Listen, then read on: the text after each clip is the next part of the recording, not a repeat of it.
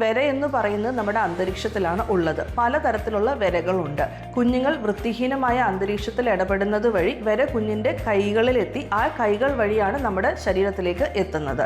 നമുക്കറിയാം, കുഞ്ഞുങ്ങൾ മണ്ണ് വാരുന്നു, പുറത്ത് കളിക്കുന്നു, ചെളിവെള്ളത്തിൽ കളിക്കുന്നു, നമ്മൾ പലതരത്തിലുള്ള മണ്ണിൽ വളരുന്ന പച്ചക്കറികൾ കഴിക്കുന്നു. പൂർണ്ണമായിട്ട് കഴുകി പാകം ചെയ്യാത്ത പച്ചക്കറികൾ, കോമൺ ആയിട്ടുള്ള ടോയ്ലറ്റ്സ് നമ്മൾ ഉപയോഗിക്കുകയൊക്കെ ചെയ്യുമ്പോൾ പല സാഹചര്യങ്ങളിൽ അന്തരീക്ഷത്തിൽ നിന്ന് വരെ നമ്മുടെ കൈകളിലെത്തി നമ്മൾ കൈ പ്രോപ്പറായിട്ട് കഴുകാതെ ഭക്ഷണം കഴിക്കുന്നത് വഴിയാണ് നമ്മുടെ ഉള്ളിലെത്തുന്നത്. ഞാൻ ഡോക്ടർ ചിന്നു, മൂവാറ്റുപുഴ സബൈൻ ഹോസ്പിറ്റലിലെ ശിശുരോഗ വിഭാഗത്തിൽ ജോലി ചെയ്യുന്നു. ചെറിയ കുട്ടികളിൽ ഉണ്ടാവുന്ന വിരശല്യത്തെക്കുറിച്ച് പലർക്കും പല ആകുലതകളും ഉണ്ട്. നമുക്ക് ആ ടോപ്പിക്കിനെ കുറിച്ച് ഡീറ്റെയിൽഡ് ആയിട്ടൊന്ന് സംസാരിക്കാം. ചെറിയ കുഞ്ഞുങ്ങൾക്ക് സ്വന്തമായിട്ട് വ്യക്തി ശുചിത്വം പാലിക്കാൻ സാധിക്കുന്നതല്ല എന്ന് നമുക്കറിയാം. അവർ നിലത്ത് കിടക്കുന്ന സാധനങ്ങൾ എടുത്ത് വായിലിടുന്നു, നഖം കടിക്കുന്നു, അവർ കൈകൾ വായിലിടുന്നു, ഞൊണയുന്നു, മണ്ണ് വാരുന്നു, പുറത്തിറങ്ങി കളിക്കുന്നു. അപ്പം അവർ ചെരുപ്പില്ലാതെ നടക്കുകയൊക്കെ ചെയ്യുന്നു, ചെളിവെള്ളത്തിൽ കളിക്കുകയൊക്കെ ചെയ്യുന്നു.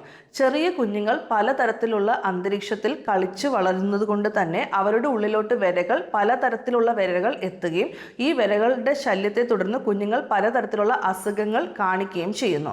എന്തൊക്കെയാണ് രോഗലക്ഷണങ്ങൾ? എല്ലാവർക്കും പൂർണ്ണമായിട്ടുള്ള രോഗലക്ഷണങ്ങൾ കാണിക്കണമെന്നില്ല. ചിലർക്ക് അസഹനീയമായ വയറുവേദന, വയറുവീർമത, ഛർദി, ക്ഷീണം, തളർച്ച.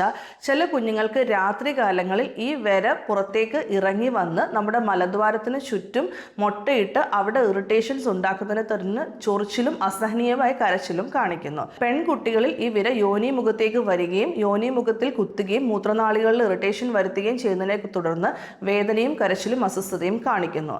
വരകൾ വൻകുടലിലാണ് താമസിക്കുന്നത്. വൻകുടലിൽ താമസിക്കുന്നത് കൊണ്ട് തന്നെ അവിടെ ഇത് നീർക്കെട്ടുണ്ടാക്കുകയും രക്തസ്രാവം ഉണ്ടാക്കുന്നതിനെ തുടർന്ന് ഈ രക്തം പൊടിയുന്നത് വഴി കുഞ്ഞുങ്ങൾക്ക് രക്തം നഷ്ടപ്പെടുന്നതിനെ തുടർന്ന് വിളർച്ചയും ക്ഷീണവും തളർച്ചയും വരുന്നു. കുഞ്ഞുങ്ങളുടെ ആ ഒരു പൂർണ്ണമായിട്ടുള്ള ദഹന പ്രക്രിയ ഈ വരയുടെ പ്രവർത്തനം കൊണ്ട് നടക്കാത്തതിനെ തുടർന്ന് നോർമലായിട്ടുള്ള ഭക്ഷണം ശരീരത്തിലേക്ക് ആഗിരണം ചെയ്യുന്നത് കുറയുന്നതിനെ തുടർന്ന് കുഞ്ഞുങ്ങൾക്ക് മാൽ ന്യൂട്രീഷൻ വരാനായിട്ടുള്ള സാധ്യതയും ദഹന പ്രക്രിയ പ്രോപ്പറായിട്ട് നടക്കാത്ത തരത്തിലുള്ള ബുദ്ധിമുട്ടുകൾ വരികയും ചെയ്യുന്നു. ഇതുകൊണ്ട് എന്താണ് പ്രശ്നം? ഇതൊരു ക്രോണിക് കണ്ടീഷനാണ്. ഈ വരയുടെ ശല്യം കാരണം കുഞ്ഞുങ്ങൾക്ക് വിളർച്ച വരുന്നു, ക്ഷീണം വരുന്നു, തളർച്ച വരുന്നു, പഠന വൈകല്യങ്ങൾ വരുന്നു. മുമ്പോട്ട് പോകുമ്പോൾ അത് അവർക്ക് ലോങ് ടേം ബുദ്ധിമുട്ടുകളാണ് വരുത്തുന്നത്. നമുക്കിതിനെ എങ്ങനെയാണ് പരിഹരിക്കാൻ സാധിക്കുക? നമ്മുടെ നാഷണൽ ഗൈഡ് ലൈൻസ് അനുസരിച്ച് പ്രോപ്പറായിട്ട് എല്ലാ കുഞ്ഞുങ്ങൾക്കും 1 വയസ്സിന് ശേഷം 6 മാസം ഇടവേളയിൽ വരയുടെ മരുന്നുകൾ നമുക്ക് കൊടുക്കാവുന്നതാണ്. നമ്മൾ നോർമൽ ആൽബൻഡസോൾ എന്ന് പറയുന്ന സാധാ വരയുടെ മരുന്നുകളാണ് കൂടുതലായിട്ടും നൽകുന്നത്. ആൽബൻഡസോൾ 6 മാസം കൂടുമ്പോൾ 2 വയസ്സിൽ താഴെയുള്ള കുഞ്ഞുങ്ങൾക്ക് 200 മില്ലിഗ്രാം ഫസ്റ്റ് ദിവസം, 2 ആഴ്ചയ്ക്ക് ശേഷം സെക്കൻഡ് ഡോസും കൊടുക്കാവുന്നതാണ്. 2 വയസ്സിന് മുകളിലോട്ടുള്ള കുഞ്ഞുങ്ങൾക്ക് 400 മില്ലിഗ്രാം ആദ്യത്തെ ദിവസം, 400 മില്ലിഗ്രാം അതിനുശേഷം 2 വീക്സിന് ശേഷം കൊടുക്കുന്നതാണ്. 2 ഡോസസ് ആയിട്ട് നമ്മൾ കൊടുക്കുന്നത് വഴി ആക്റ്റീവായിട്ടുള്ള വരയും മുട്ട വിരിഞ്ഞു വരുന്ന വരയും നമുക്ക് നശിപ്പിക്കാനായിട്ട് സാധിക്കുകയും ചെയ്യുന്നു. എങ്ങനെയാണ് നമ്മൾ ഈ വരയുടെ മരുന്ന് കൊടുക്കുമ്പോൾ എന്തൊക്കെയാണ് ശ്രദ്ധിക്കേണ്ടത്? നമ്മൾ കഴിവതും രാത്രിയിലാണ് കൊടുക്കാൻ ശ്രമിക്കുന്നത്. ഇതിനെ തുടർന്ന് ചില കുഞ്ഞുങ്ങൾക്ക് വയറുവീർമത, ചില ഛർദി, ചെറിയ രീതിയിലുള്ള ബുദ്ധിമുട്ടുകൾ കാണിക്കാറുണ്ട്. എന്തെങ്കിലും തരത്തിലുള്ള അലർജി, അനാഫിലാക്റ്റിക് റിയാക്ഷൻസ് കാണിക്കുന്നുണ്ടെങ്കിൽ മാത്രം ഭയപ്പെട്ടാൽ മതിയാകും.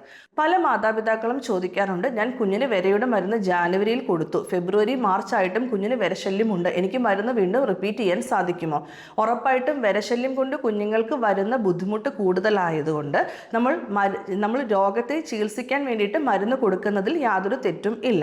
നമ്മൾ സെക്കൻഡ് ഡോസായിട്ട് ആൽബൻഡസോൾ തന്നെ കൊടുത്തു നോക്കിയിട്ടും കുഞ്ഞിന് വരശല്യം കുറവില്ല എന്നുണ്ടെങ്കിൽ ഡോക്ടറുടെ നിർദ്ദേശപ്രകാരം സെക്കൻഡറി മെഡിസിൻസ് നമുക്ക് കൊടുക്കാവുന്നതാണ്. പക്ഷെ അത് നമ്മൾ ഡോക്ടർ നിർദ്ദേശിക്കപ്പെടുന്ന പ്രകാരം മാത്രം കൊടുക്കുക. ഈ വരശല്യത്തിന് വേണ്ടിയിട്ട് മരുന്നുകൾ കൊടുക്കുന്നതിൻ്റെ പാർശ്വഫലങ്ങൾ എന്തെങ്കിലും ഉണ്ടോ? അങ്ങനെ യാതൊരു പാർശ്വഫലങ്ങളും ഇല്ല. വളരെ റെയറായിട്ട് ചില കുഞ്ഞുങ്ങളിൽ മാത്രമാണ് എന്തെങ്കിലും അലർജിക് റിയാക്ഷൻസ് കാണിക്കാറുള്ളൂ. അങ്ങനെ എന്തെങ്കിലും കാണിക്കുകയാണെങ്കിൽ അത് നോട്ട് ചെയ്ത് വെക്കുകയും പിന്നീട് ഡോക്ടറെ അറിയിക്കേണ്ടതായിട്ടും ഉണ്ട്. എന്തുകൊണ്ടാണ് വരശല്യം ഉണ്ടാകുന്നത്? എങ്ങനെയാണ് ഇത് ഉണ്ടാകുന്നത്? ഈ വര എന്ന് പറയുന്നത് നമ്മുടെ അന്തരീക്ഷത്തിലാണ് ഉള്ളത്. പലതരത്തിലുള്ള വരകളുണ്ട്. കുഞ്ഞുങ്ങൾ വൃത്തിഹീനമായ അന്തരീക്ഷത്തിൽ ഇടപെടുന്നത് വഴി വര കുഞ്ഞിൻ്റെ കൈകളിലെത്തി ആ കൈകൾ വഴിയാണ് നമ്മുടെ ശരീരത്തിലേക്ക് എത്തുന്നത്. നമുക്കറിയാം, കുഞ്ഞുങ്ങൾ മണ്ണ് വാരുന്നു, പുറത്ത് കളിക്കുന്നു, ചെളിവെള്ളത്തിൽ കളിക്കുന്നു, നമ്മൾ പലതരത്തിലുള്ള മണ്ണിൽ വളരുന്ന പച്ച പച്ചക്കറികൾ കഴിക്കുന്നു, പൂർണ്ണമായിട്ട് കഴുകി പാകം ചെയ്യാത്ത പച്ചക്കറികൾ, കോമൺ ആയിട്ടുള്ള ടോയ്ലറ്റ്സ് നമ്മൾ ഉപയോഗിക്കുകയൊക്കെ ചെയ്യുമ്പോൾ പല സാഹചര്യങ്ങളിൽ അന്തരീക്ഷത്തിൽ നിന്ന് വരെ നമ്മുടെ കൈകളിലെത്തി നമ്മൾ കൈ പ്രോപ്പറായിട്ട് കഴുകാതെ ഭക്ഷണം കഴിക്കുന്നത് വഴിയാണ് നമ്മുടെ ഉള്ളിലെത്തുന്ന വരെ നമ്മുടെ വൻകുടലിലാണ് വസിക്കുന്നത്. വൻകുടലിൽ ഇത് കൂട്ടമായിട്ട് വസിക്കുകയും രാത്രി കാലങ്ങളിൽ ഇവ ഞൊണഞ്ഞ് നമ്മുടെ മലദ്വാരത്തിലേക്ക് എത്തുകയും മലദ്വാരത്തിന് ചുറ്റും മുട്ടയിടുകയും മുട്ടയിടുന്നതിനെ തുടർന്ന് നമുക്ക് ചൊറിച്ചിൽ വരികയും കുഞ്ഞുങ്ങൾ ചൊറിയുന്നതിനനുസരിച്ച് വരയുടെ മുട്ട കുഞ്ഞുങ്ങളുടെ കൈകളിലേക്ക് വീണ്ടും വരികയും ഈ സൈക്കിൾ കണ്ടിന്യൂ ചെയ്യുകയുമാണ് ചെയ്യുന്നത്. കുഞ്ഞുങ്ങളിൽ ഉണ്ടാകുന്ന വരശല്യത്തിനെ പ്രതിരോധിക്കാൻ നമുക്ക് എന്തൊക്കെയാണ് ചെയ്യാൻ സാധിക്കുക? വ്യക്തി ശുചിത്വം അവരെ ശീലിപ്പിക്കുക എന്നുള്ളതാണ് ഏറ്റവും ഇമ്പോർട്ടൻറ്റ് കാര്യം. ഹാൻഡ് ഹൈജീൻ മെയിൻറ്റെയിൻ ചെയ്യണം. ചെറിയ കുഞ്ഞുങ്ങൾക്ക് സ്വന്തമായിട്ട് അത് മെയിൻറ്റെയിൻ ചെയ്യാൻ കുറച്ച് ബുദ്ധിമുട്ടാണ്. നമ്മൾ അവരെ നഖം കടിക്കാതിരിക്കാൻ പഠിപ്പിക്കുക, നഖം പ്രോപ്പറായിട്ട് വെട്ടുക, ഫ്രീക്വൻ്റ് ആയിട്ട് ഹാൻഡ് വാഷ് ചെയ്യുക, ഭക്ഷണം കഴിക്കുന്നതിന് മുൻപും പിൻപും ഹാൻഡ് വാഷ് ചെയ്യുക, ടോയ്ലറ്റ്സ് യൂസ് ചെയ്യുന്നതിന് ശേഷം സോപ്പിട്ട് കഴുകാനായിട്ട് പഠിപ്പിക്കുക. അതോടൊപ്പം തന്നെ നമ്മൾ പുറത്ത് ചെരുപ്പിട്ട് മാത്രം നടക്കാനായിട്ട് ശ്രമിക്കുക. ഏറ്റവും ഇമ്പോർട്ടൻറ്റ് സ്വന്തം ശരീരശുദ്ധി ഏറ്റവും നല്ല രീതിയിൽ മാനേജ് ചെയ്യാനായിട്ട് കുഞ്ഞുങ്ങളെ നമ്മൾ പഠിപ്പിച്ചെടുക്കുക എന്നുള്ളതാണ്. ഇത് കോമൺ ആയിട്ടുള്ള അന്തരീക്ഷത്തിൽ നിന്ന് പടരുന്നത് കൊണ്ട് തന്നെ നമ്മുടെ കോമൺ ടോയ്ലറ്റ്സ്, അതോടൊപ്പം വീട്ടിൽ വരയ്ക്കുള്ള മരുന്ന് എല്ലാ അംഗങ്ങളും ഒരുപോലെ കഴിക്കുന്നതും അത്യുത്തമമായിരിക്കും. നമ്മൾ ഉപയോഗിക്കുന്ന പച്ചക്കറികൾ പ്രോപ്പറായിട്ട് കഴുകുകയും പ്രോപ്പറായിട്ട് കുക്ക് ചെയ്ത് കഴിക്കാനായിട്ടും ശ്രമിക്കുക. ഇനി വരശല്യം കാണുകയാണെങ്കിൽ എത്രയും പെട്ടെന്ന് ഡോക്ടറുടെ വൈദ്യസഹായം തേടി പ്രോപ്പർ മരുന്നുകൾ കഴിക്കുക. ഫസ്റ്റ് 2 സെറ്റ് ഓഫ് മരുന്നുകൾ കഴിച്ചു നോക്കിയിട്ടും കുറയുന്നില്ല എന്നുണ്ടെങ്കിൽ സെക്കൻഡറി ലൈൻ ഓഫ് മെഡിക്കേഷൻസ് ഡോക്ടറുടെ നിർദ്ദേശപ്രകാരം എടുക്കുകയും ചെയ്യുക.